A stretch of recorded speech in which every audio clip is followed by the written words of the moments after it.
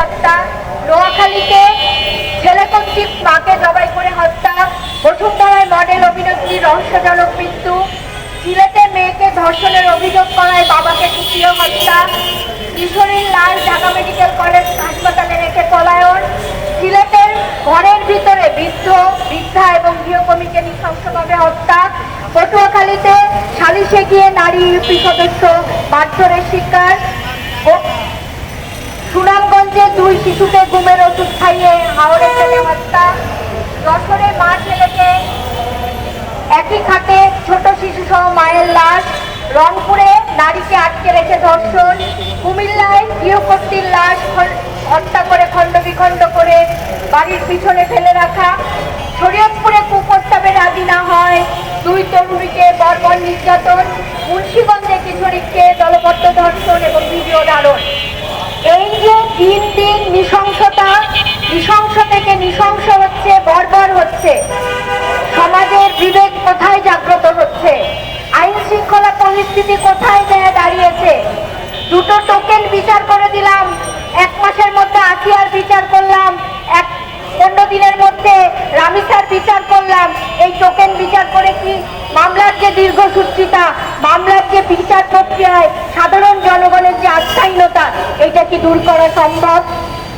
আজকে যে আইন শৃঙ্খলা পরিস্থিতি যেখানে দাঁড়িয়েছে এবং বিচার প্রক্রিয়ার প্রতি মানুষের যে আস্থাহীনতা তৈরি হয়েছে, এটা দূর করার জন্য আইন মেনে দ্রুততার সাথে বিচার প্রক্রিয়া শেষ করা অত্যন্ত জরুরি। এবং প্রত্যেককে এই জায়গা থেকে বলবো যে সংখ্যার বিচারে নয়, যদি একটা ঘটনাও ঘটে তার কিন্তু বিচার পাওয়ার অধিকার আছে। আমাদের নেত্রী বললেন মাদ্রাসায় কিভাবে শিশুরা বলাৎকারের শিকার হচ্ছে।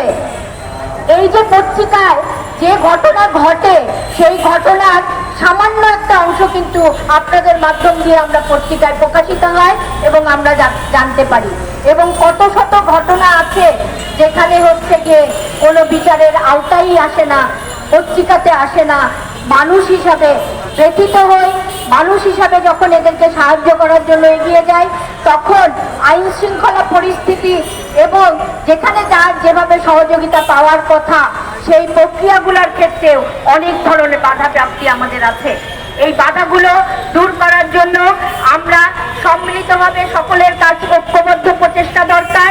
এবং সাংবাদিক ভাই বোনরা যারা উপস্থিত আছেন তাদেরকে অনুরোধ করব, এই ধরনের ঘটনাগুলো আপনারা মূল মিডিয়াতে আনেন এবং সেগুলো প্রচার করেন এবং সেটার ফলো আপ রাখেন।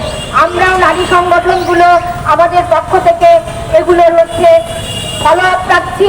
আমরা আমাদের সাধ্য অনুযায়ী চেষ্টা করছি সহায়তা করার, এবং সেই সাথে গভর্নমেন্ট সরকারের কাছেও আমরা জোর দাবি জানাচ্ছি, বারবারই দাবি জানাচ্ছি যে